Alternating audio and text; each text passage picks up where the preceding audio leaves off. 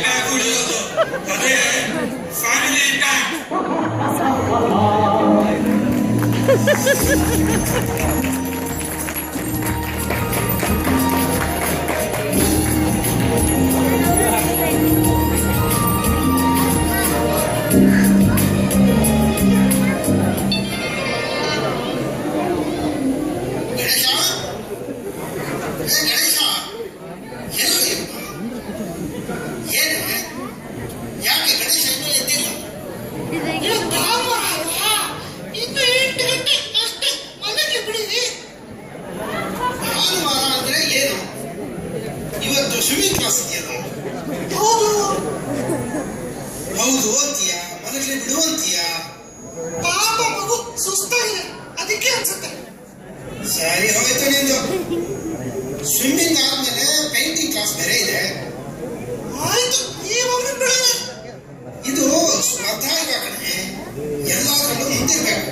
ನೋಡು, ಪಕ್ಕದ ಮನೆ ರಾಜಶೇಖರ್ ಮಗ ನಮ್ ಗಣೇಶ್ ತರ ಸುಮಾರಿ ಅಲ್ಲ.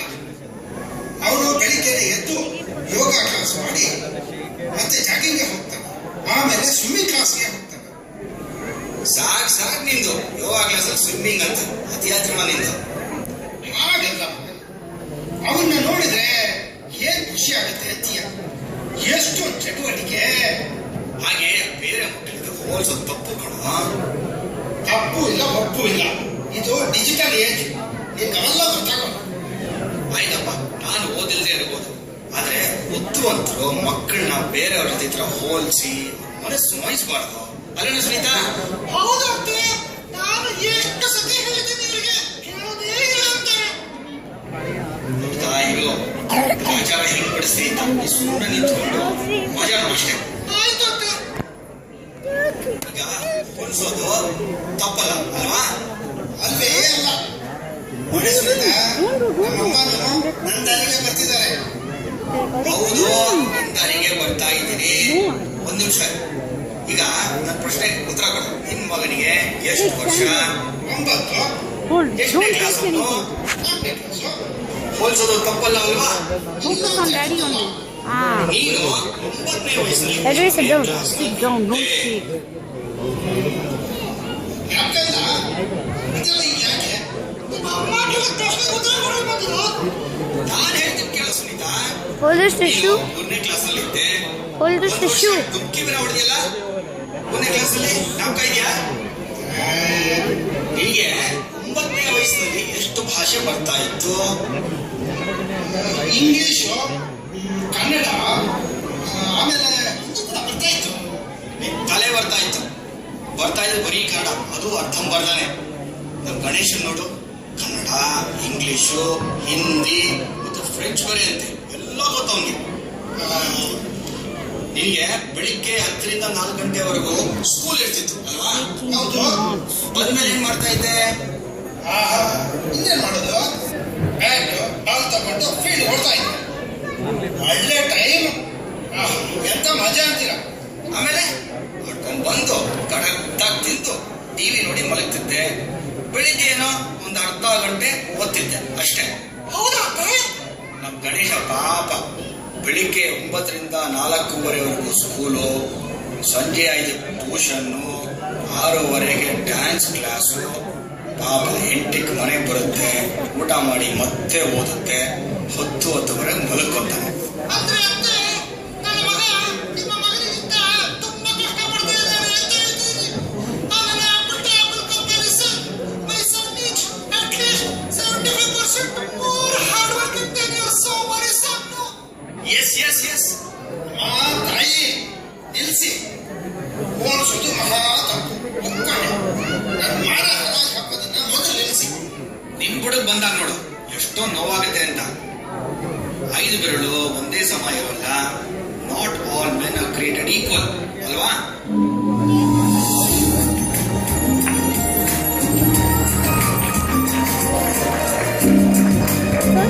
No, one more is there.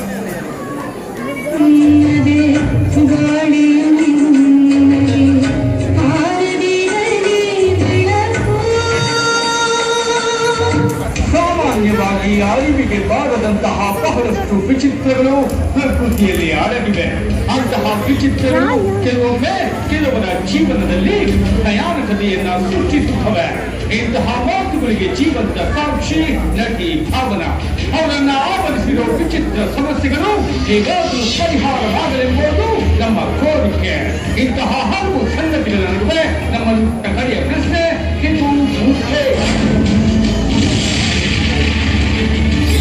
ಊಟ ಮಾಡಿ ಒಳಗೋಣ.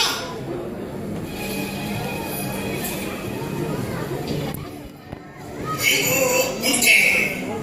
ಉಂಟೆ. ಯಾಕೆ ಹೊಟ್ಟೆ ಕೊಬ್ಬಿಸ್ತೀರಾ? ಸಾರಿಗೆ ಉಪ್ಪು ಜಾಸ್ತಿ. ಯಾಕೆ?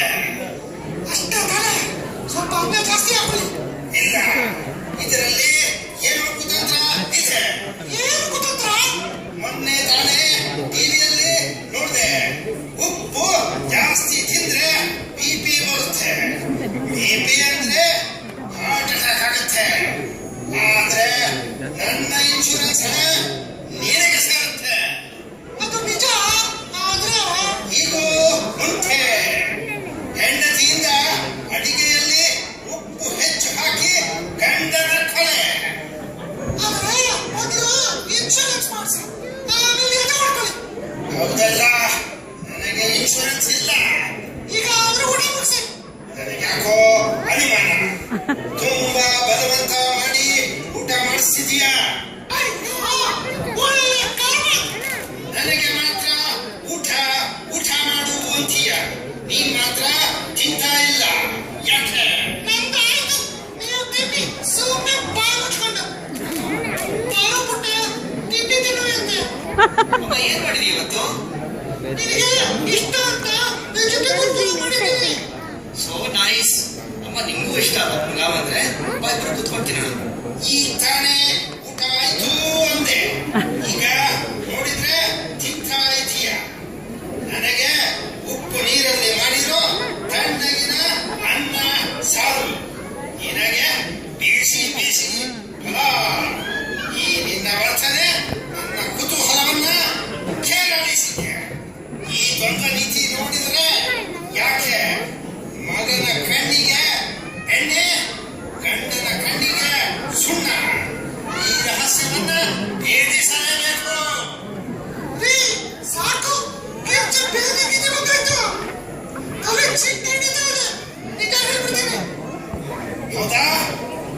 ನೀವು ಎಲ್ಲ ಕೇಳಿ ಸತ್ಯವಾಣಿಯನ್ನ ಈ ಹೆಣ್ಣಿನ ಬಾಯಿಂದ. ಸತ್ಯ ಇಷ್ಟ. ನಮಗೆ ಇವತ್ತು ಮಾಡಿರೋ ತಿಂಡಿ ನಿಮಗೆ ಮೊನ್ನೆ ಮಾಡಿದಂತ ನಿಮಗೆ ಬಿಸಿ ಬಿಸಿ ಪುಲಾವ್ ಕೊಡ್ತಿದ್ದೆ. ಆದ್ರೆ ಪಾಪ ನಮ್ಮ ಟಾಮಿಗೂ ತಂಗಳೇ ಇಡ್ಸಲ್ಲ. ಸೀತೆ ಸಾವಿತ್ರಿ ಅಂತ ಗಂತಿರು ಹುಟ್ಟಿದ